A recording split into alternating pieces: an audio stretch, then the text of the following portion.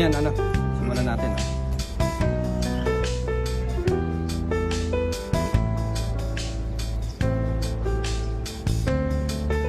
Incense para sa ritual ng pagpapagawa ng bahay.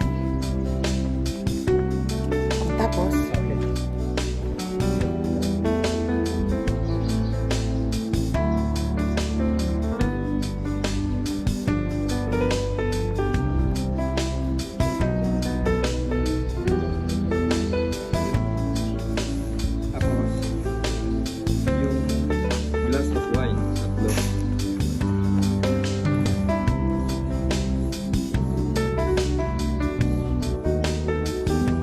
habang binubuhos yung wine sa ground, ang sasabihin mo, may all the blessing be with us.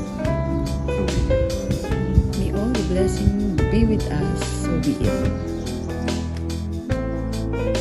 May all the blessing be with us, so be it. May all the blessing be with us.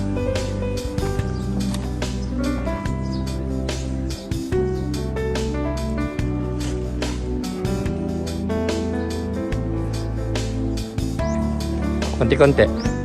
May all the blessings, ha? Be with us. Yan. So be with it. Yan.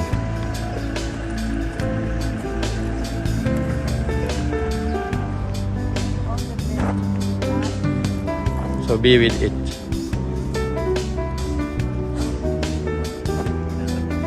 May all the blessing be with it. 2 to 3 minutes. So 2 to 3 minutes, silent muna tayo.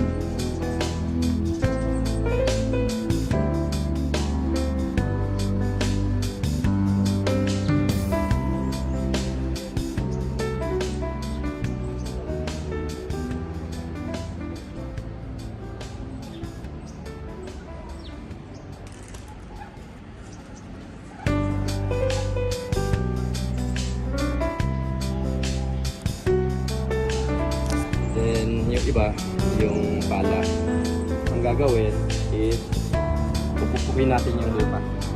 Kasi you're knocking on the ground sa ibang dimension. Nag-a-ask tayo ng permission na tayo na ang bagong may-ari.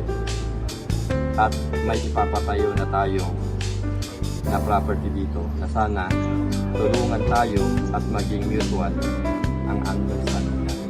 So ibang dimension ito. Ground. So, Ano gagawin? Tama-tama. Kami na lang din. So, ipakpok lang natin sa ground, ha? Nag-aas tayo ng permission. Okay. Ask lang ng permission na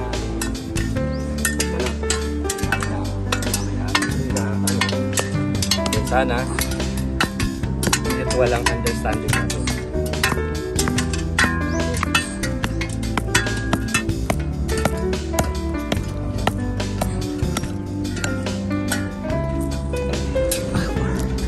Ang wish natin ay dadasal na natin na maging safe ang construction, maging matibay ang building, maging mabilis ang construction at walang disgrasya na mangyayari.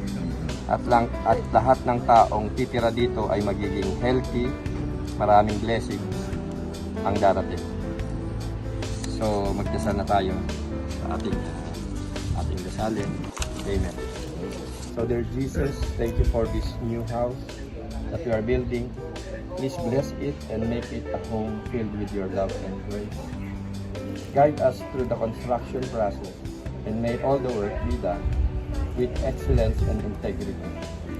May this new blessing be used to bring glory to your name. May we be blessed with good health, happiness, success, and abundance. May this home be built, be a sacred dwelling for us and our children. May those who visit us feel peace and love. We decree